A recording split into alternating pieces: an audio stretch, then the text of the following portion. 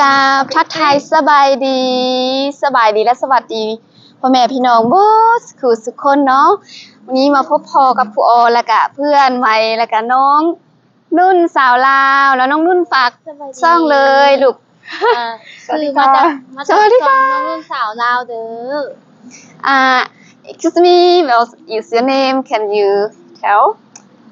My name is Dia Where you come from South Africa ชาวแอฟริกาเพิ่นชื่อเดียมาจากชาวแอฟริกาเนาะคือมานี่แล้วก็แบบโอ้โหน่ารักแล้วอันเพิ่นให้ขอถ่ายรูปเนาะตอนนี้ขอถ่ายรูปแล้วก็พอดีก็เลยร่วมกันเนาะแล้วก็น้องนุ่นก็ได้ถ่ายคลิปเนาะเมื่อกี้แล้วก็เดี๋ยวนี้หันเพิ่นว่ามีเวลา2นาทีแล้วก็จะถามหลานหน่อยนึงนะฝากทุกคนกดติดตามช่องของครูได้เด้อเนาะครูขอบใจเนาะที่ให้กำลังใจครูHow long have you been here? I have been to Thailand when I was little, but now I came back for Songkran because my friend recommended that I go experience the local Thai culture in the traditional and the modern young way. Wow, so nice. I want to come for Songkran, but you did not go for Songkran? Yeah, because my grandfather have passed away.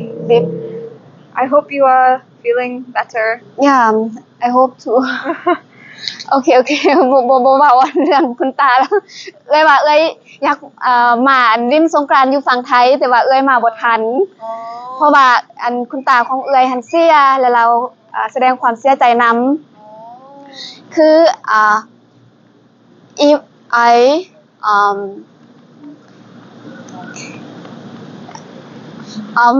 how do you feel you come to Thailand how do you see how Thai people food people in this city how do you feel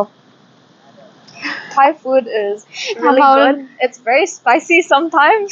Like my version of spicy is their mild. So I have to be mindful of like how I'm eating. But it's so good. There's so many food options, so healthy as well. Mango sticky rice is my favorite. But yeah, temple, very good. The mall, train station, very good. Thai people, very friendly. First time when I came when I was an adult, it was very chaotic, but this time it is very good because I understand how to overcome the obstacles in Thailand when there is something like rush hour. Thank you for answer. How do you think you want to live in Thailand or you want to come back to your country now? Maybe in the future I will be living in Thailand for some time, but for now I'm just traveling. โอเคเดี๋ยวนี้เราก็แบบเอ่ยถามคือเอ่ยถามอยู่ในช่องของน้องหั่นแหละแต่เอ่ยจะบ่แปลอยู่ในช่องของเอ่ยเพราะว่าเรามีเวลาน้อยเนาะ We have short time Yeah. Thank you for understanding. ขอบคุณค่ะขอบคุณอุ๊ยน่ารักอ่ะ Can you speak Thai? You are so cute, you know. I want to ชวนว่าจังได๋ล่ะ I want to ว่าจังได๋ You go to Laos yeah ถ้าเอ่ยเว้าอันฮอดคุณตาแล้วแบบเว้าเรื่องเศร้าแล้วแบบใจเอ่ยมันเต้นนะเอ่ยยังกินยาอยู่แต่ว่าแบบเจอเรื่องแบบนี้หั่นน่ะแบบมันสั่นแล้วแบบมันบ่ฮู้เว้าบ่ได้แม่นโอเคเข้าใจหายใจก็ยากโอเค You okay? Yeah.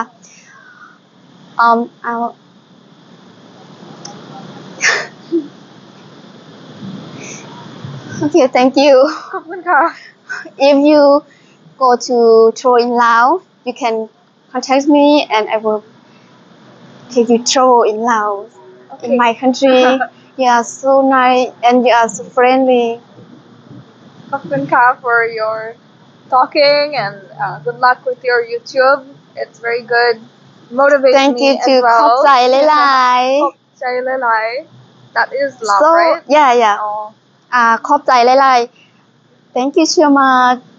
ขอบใจละลาย Is ขอบใจ short ขอบใจ ขอบใจ yeah yeah ขอบใจ ขอบใจ Oh, that is short version. yes Oh, okay. can I have your Facebook or how to can contact you Maybe yeah, Facebook is okay. But maybe off camera. no I will send Oh, okay, yeah จะขอเฟซลาวเนาะเพราะว่าคือต้องขอโทษนำทุกคนเพราะว่าเมื่อกี้คออาการโรคมันกำเริบ You need Thai keyboard. no English I talk about my grandfather and all make it makes Make me you feel yeah emotional. yeah You are very Oh. close to him.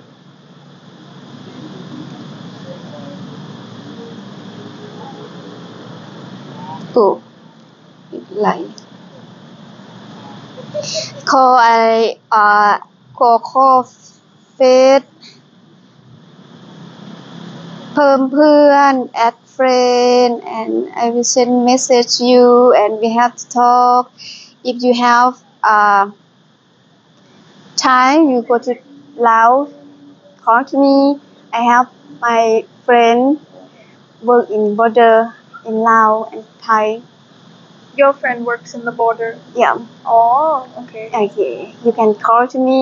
It is hard to get into Laos. Or it is just good to have someone that works there. yeah Oh, okay. ขอบคุณค่ะ ขอบคุณค่ะ okay you go to your friend Me. Yeah. Oh, no. I will go to the shop. go to the shop There's a maybe we could go to shop too ยังบ่ได้กินยาเทื่อเดี๋ยวถ้าว่าไทยเดี๋ยวจะถามน้องนุ่นก่อนเนาะมื้อนึงแล้วก็จะกินยาเนาะลืมกินยามันฮอดโมงกินยาแล้วก็ยังบ่ได้กินยา ขอบคุณค่ะ ขอบคุณค่ะ ขอบใจหลายๆ see you หน้าหาก็หา so cute bye so nice ถ่ายรูป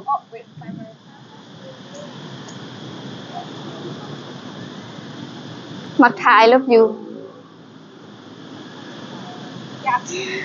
เมื่อกี้บายน่ารักนี่แหละผู้ใดมาเที่ยวเมืองไทยบ่มีผู้ใดจิบ่ลงเมืองไทยเนาะจิบ่มักบ่ฮักเนาะบ่ลงเลย ใช่อย่างเช่นผู้หญิงคนนี้ เบิ่งหนังนี่เนาะว่าในอนาคตเราอยากมาอยู่แม่น ชาวแอฟริกาอยากมาอยู่ประเทศไทย แม่น โอ้ในอนาคต มาเที่ยวกับหมู่แล้วก็หมู่บอกว่าเราแบบยังมาเที่ยวสงกรานต์น่ะ อ๋อ ถ้าว่าภาษาลาวเฮาก็ว่าบุญปีใหม่ลาวเนาะแต่ฝั่งไทยเพิ่นเอิ้นว่าสงกรานต์เนาะยังมาเที่ยวงานสงกรานต์ฝั่งไทยเส้นเดียวกับเอื้อยนี่แหละเส้นเดียวกับครูออเนาะแล้วครูออก็บอกเราว่า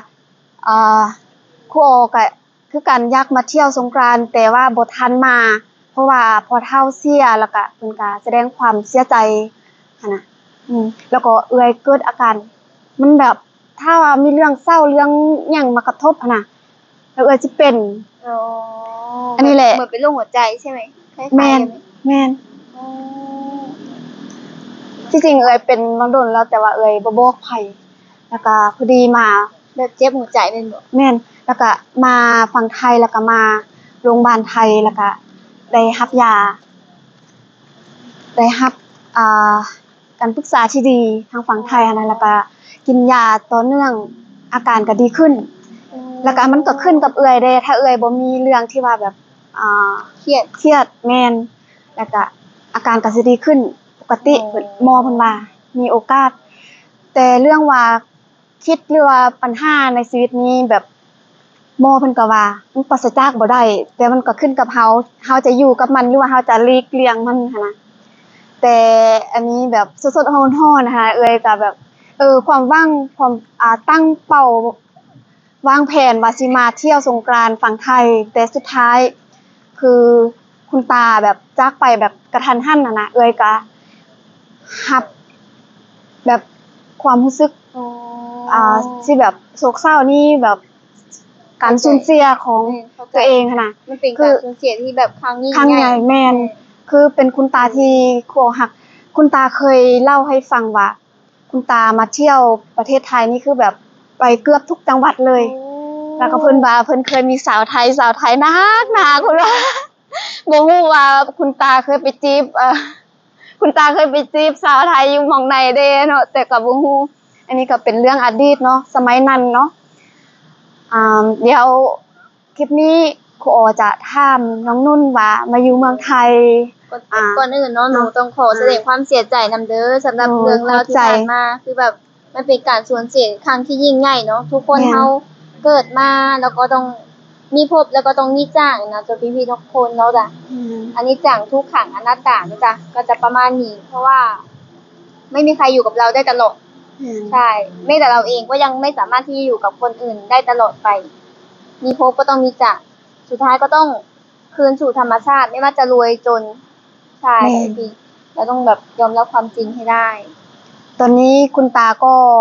ไปขึ้นสวรรค์ไปเจอคุณยายบ่แม่นคุณยายเนาะภาษาไทยถ้าว่าภาษาท้องถิ่นของบ้านครูออจะเอิ้นพ่อเฒ่าแม่เฒ่าพ่อเฒ่าแม่เฒ่าแล้วก็ถ้าว่าคนลาวเนาะเขาก็บางท้องถิ่นเขาจะเอิ้นว่าคุณตาคุณยายเนาะแล้วก็ฝั่งไทยเขาจะเอิ้นว่าคุณตาคุณยายนะคือแบบศัพท์มันหลายภาษาโพดบางเทื่อเอื้อยนี่สิเว้าภาษานึงแล้วแบบมันออกอีกแนวนึงบางเทื่อเว้าคิดสิเว้าแนวนี้แต่ว่าไปเว้าแนวอีกแนวอื่นสับสนวุ่นวายบางเทื่อเพราะว่าครูออกก็เป็นเอื้อยก็เป็นคนชนเผ่าเด้เนาะแล้วก็มาภาษาลาวแล้วก็ภาษามงภาษาอังกฤษภาษาไทยแล้วก็บางเทื่อก็มีเรียนแต่ว่าได้แต่น้อยๆคือเมื่อกี้ล่ะว่าภาษาสเปนตอนนั้นเอ้ยก็ได้ภาษาสเปนน้อยนึงเอ้ยมีหมู่เป็นคนสเปน10 ปีหลังนี้ยอมรับว่าเอ้ยลมคนทางยุโรปแล้วก็ทางอเมริกาแคนาดาสินะลมฝรั่งแบบว่าเป็นเพื่อนบ่แม่นว่าเป็นแฟนหั่นนะแต่ก็เคยคบทางโซเชียลแบบบ่เคยเห็นหน้ากันจักเทื่อแล้วก็เลิกกันก่อนคือเอื้อยน่ะบ่เคยสมหวังในเรื่องความรักถ้าว่าเรื่องความรักหั้นนะถ้าว่าแบบเขามักรักแล้วก็ขอเป็นแฟนเราแบบอยู่จักน้อยแล้วก็แบบมีปัญหาแล้วก็แยกกันหั้นนะแล้วจะเป็นแบบนั้นชีวิตเอื้อยนะเอื้อยก็บ่เคยเนาะแบบยังบ่ได้แต่งงานนี่ แม่นก็คิดเบิ่งเอื้อยอายุ36 ปีแล้วเนาะคิดว่าเอื้อยยังหนุ่มแม่ของน้องๆนักเรียนที่ว่าเอื้อยสอนหั่นมาอยู่นำเอื้อยอายุ20ปลายปีซื่อเอื้อย30ปลายเขา40แล้ว หนูนี่เป็นลูกเป็นลูกแล้วภาษาเมื่อกี้เอื้อยก็ลงเอิ้นว่าลูกแนะนำซ่องไว้ลูกเคยเว้านำนักเรียนนักเรียนก็ฮักเอื้อยคือแบบอ้อนเอื้อยคือเอื้อยเป็นแม่หั่นแหละมีหยังก็แบบอยากกินนี้กินนั่นอยากไปเที่ยวนี้เที่ยวนั้นมื้อนั้นเห็นเกิบเอื้อยล่ะสิเอาให้ได้แต่ว่าเอื้อยใส่เบอร์ต่างเนาะเอื้อยก็เดี๋ยวมีเงินแล้วค่อยซื้อให้ใหม่ประมาณนั้นแล้วที่มาสัมภาษณ์เนาะอันสาวเดียเมื่อกี้เนาะแล้วก็เอื้อยตั้งใจว่าสิมาสัมภาษณ์น้องแล้วก็จะให้น้องพาเที่ยวเด้หั่นน่ะเพราะว่าเอื้อยก็คิดฮอดน้องเนาะเอื้อยยังไปบ้านแล้วก็เอื้อยก็ลมให้เขาเจ้าฟังว่าน้องนุ่นน่ะนักน้องนุ่นมีซ่องแล้วก็มี FC น้องนุ่นมาทักหาเอื้อยว่าน้องนุ่นน่ะนักแล้วก็ถือน้องนุ่นเป็นน้องฮักค่ะแบบแล้วเพิ่นว่าฮักน้องนุ่นคือแบบถือว่าเป็นน้องสาวแท้ๆเอื้อยจนคนหนาวลุกเลยนี่คนไทยไดบ่แม่นคนไทยยังบ่เคยเห็นหน้าหนูเลยเด้ ก็หั่นแหละแล้วก็ว่าคือให้กำลังใจน้องนุ่นคือแบบส่งกำลังใจและจะส่งกำลังใจเนาะแล้วก็คือเอื้อยมาเห็นนั่นแหละแต่ละเทื่อเนาะมาก็มีแต่น้องนุ่นแล้วก็แตงอ่อนก็บ่ได้มาเนาะมื้อนี้เนาะแล้วก็พี่โบเดี๋ยวคลิปต่อไปจะไปหาพี่โบถ้าน้องนุ่นว่างเดี๋ยวจะชวนกันไปเที่ยวอีกเนาะแล้วก็ได้นัดนำพี่โบแล้วเนาะทุกครั้งที่มาหันแบบจะทักหาพี่โบทักหาไอ้โบเพราะว่า เอื้อยคือน้องเฮ็ดนั่นแหละขนาดขึ้นคันได เที่ยวถูกต้องแล้ว ขึ้นคันไดเรือนก็ยังเมาเลยแบบอายตัวเองแล้วก็อันแบบไปอหย่างคือเฮาไปเมื่อกี้หันนะไปปอนนะ โอ้ยหยอดเหรียญ หยอดเหรียญท่านเอ้ยก็ยังผิดแบบเพชรบ่ถือกันนะคือแบบบ้านเฮากับเนาะอยู่เมืองไทยมันบ่คือกันแบบเอ้ยมาอยู่นี่แบบเอ้ยมาเที่ยวเนาะแล้วก็แบบมาอยู่2-3 มื้อสิก็ได้ไปอยู่เนาะคือได้ไปแบบเขาเอิ้นว่าเป็นพิธีสันซะเนาะ แล้วก็แบบแล้วก็กลับไปอยู่จุดเดิมหั่นนะมันอยู่จุดเดิมแล้วก็แบบ ยิ่งกว่าแบบยิ่งคือถ้าว่าน้องเบิ่งคลิปเอื้อยน้องจะเข้าใจเลย เบิ่งอยู่แต่ว่า แม่น ไว้เบิ่งบ่ทุกคลิปดอก แม่นเนาะกะฝาก แล้วเอื้อยอยากถามน้องว่าน้องมาอยู่ไทยนี่จักปีแล้วมาเฮ็ดเวียกอยู่ฝั่งไทย โอ้ได้2 ปีแล้วเด้อน้องๆมาอยู่ประเทศไทยได้ประมาณ2 ปีแล้วเนาะแม่ ยังไงก็ฝากเนาะคนลาวมาเฮ็ดเวียกอยู่ฝั่งไทยเนาะเอื้อยก็เวลาไปน้องๆนักเรียนเอื้อยก็เว้าให้เขาเจ้าฟังว่าคนลาวเฮามาเฮ็ดเวียกฝั่งไทยก็หลายแล้วก็เอาเป็นตัวอย่างบางคนก็ทั้งเฮ็ดเวียกทั้งเรียนไปพร้อม โอ้ เนาะ หนูก็ แล้ว สิ ก็ เข้าเรียนพฤษภานี่เด้ แหมโอ้โหฝั่งไทยเพิ่นให้โอกาสเนาะนุ่น แม่ เนาะ นเพิ่นให้โอกาสเฮาแบบเฮาอีก นั่นเอื้อยสิถามเอื้อยจะบ่ให้น้องเว้าเดี๋ยวคลิปสิยาว โอ แล้ว เค ก็อันน้องมีความรู้สึกหน้าใดที่ได้มาอยู่ประเทศไทย ก็รู้สึกดีใจแล้วก็ประทับใจคือแบบมาอยู่รู้สึกมาแล้วแบบมันไม่รู้สึกเหงามาตอนแรกๆอ่ะรู้สึกเหงา เดือนหนึงผ่านไปเท่านั้นแหละ ก็คือแบบปล่อยใจให้สบายเลยชิลๆมันก็แบบเหมือนบ้านตัวเองอ่ะ คือแบบบ่ได้คิดที่จะอยากกลับบ้านเลยแต่พี่ๆอันนี้คือเรื่องจริงเลยเพราะว่าคนไทยอ่ะใจดีกับน้องนุ่นจริงคนไทยแบบใจดีมีความเมตตาแบบแบบให้คำปรึกษานุ่นตลอดว่านุ่นเจอปัญหาอะไรเงี้ยก็มีพี่ๆคนไทยทั้งคนไทยและคนลาวที่เป็นยูทูบเบอร์ด้วยกันนี่แหละก็คอยช่วยเหลือน้องนุ่นจริงๆ ซัพพอร์ตเนาะ แม่นคอยช่วยเหลือคอยซัพพอร์ตเวลาเจอปัญหาอหย่างก็คอยช่วยเหลือน้องนุ่นนะนุ่นก็เลยแบบโอ้เฮาก็บ่ได้อยู่ตัวคนเดียวอะนะเฮาก็แบบเอ้ยมีคนเขายังคอยรักคอยเอ็นดูเราคอยเขาอยากเห็นเราเติบโตอยู่นะอะไรอย่างเงี้ยใช่ดีใจ ยกตัวอย่างเมื่อวานนี้เพิ่นว่ามีของมาอวด มีของมาอวดอันนี้แหละกล้องคื โอ้ อ สวยมากอะอยากได้ ได้กล้อง เดี๋ยว ใหม่ เดี๋ยวเก็บเงินซื้อ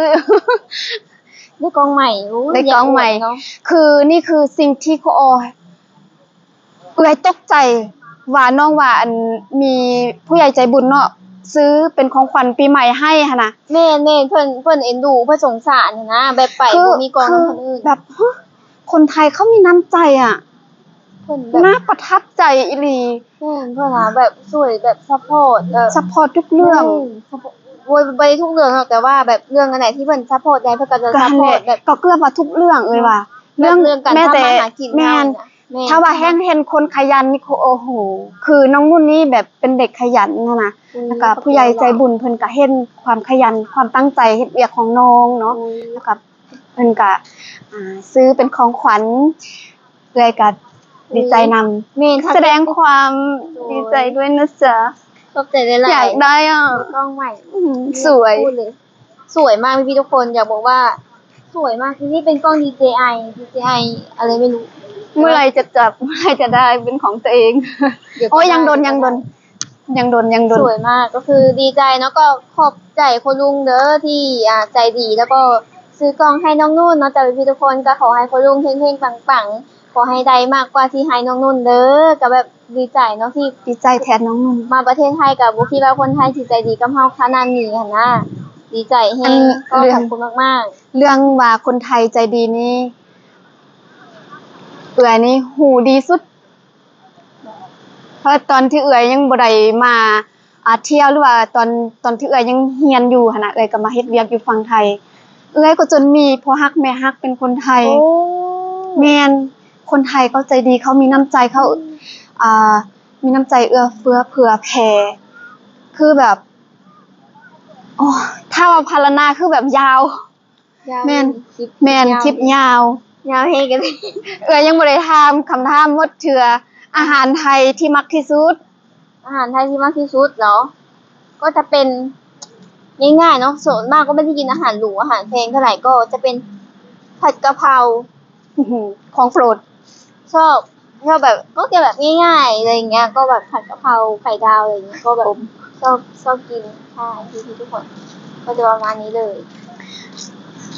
โหคลิปก็ยาวเนาะขอบใจน้องนุ่นเนาะที่เขาคลิปน้ำเอือยแล้วก็ที่พาเอือยเที่ยวเนาะสำหรับคลิปนี้ฝากคลิปฝากซ่องก่อน ฝากเอ็นดูน้องด้วยนะ ฝาก จ๊ะ ซองในเด้อจ้าก็คือซองน้องนุ่นสาวลาวเด้อเพจก็เป็นน้องนุ่นสาวลาวฝากเข้าไปติดตามน้องนุ่นในเด้อแล้วก็ฝากเนื้อฝากตัวนะไม่แต่ในเด้อจะเป็นพี่ทุกคนที่มีน้องนุ่นกับคู่ออกก็จะจบไปเพียงเท่านี้เนาะเพราะว่ายาวแล้ว งามแล้วต้องขอบใจเนาะภาษาลาวเอิ้นมาขอบใจ แต่ภาษาไทยเพิ่นว่าขอบคุณ ค่ะ ขอบคุณค่ะต้องมีค่ะด้วย ขอบคุณค่ะ คนไทย ต้อง น่า มี รั หาก งเสียงเนาะ ใช่แมนอันนี้แหละบอกเราคนไทย บอกเราคนไทย คือ มาอยู่ไทยแล้วไม่อยากกลับบ้านติ ว่าอยากกลับไหมอยากกลับแป๊บเดียวนะไม่ได้จะกลับอยู่เลย คือกลับไปหาพ่อกับแม่อ๋อยังสบายดีอยู่แล้วก็อยากจะกลับมาประเทศไทย เพราะว่าแบบเหมือนบ้านตัวเองอ่ะ จริงอยู่แล้วแบบรู้สึกดีรู้สึกแบบอยากอยู่ตลอดไป จริง ก็ยังอยากมาอยู่ แม่สิหาเป็นคนไทย อย่าหาแฟนคนไทย เอามีเอฟซีบอกว่า หาให้พี่ได้ไหม หาให้ตัวเองก่อน ไปหาให้ตัวเองก่อน โอเค พี่อายุเยอะแล้วเขาไม่เอาหรอก ว่าไม่ได้ โอเคเนาะทุกคนขอบใจทุกกำลังใจเนาะที่ให้ครูสาวลาวคนนี้ละกันน้องนุ่นเนาะแล้วก็ขอบใจน้องนุ่นเนาะ โดยเข้าใจ เขาต้องจบคลิปไว้ซันนี้ก่อนเนาะเขาต้องก้าวคำว่าสบายดีพบกันคลิปหน้าสำหรับคลิปนี้บาย สบายดี ผมปู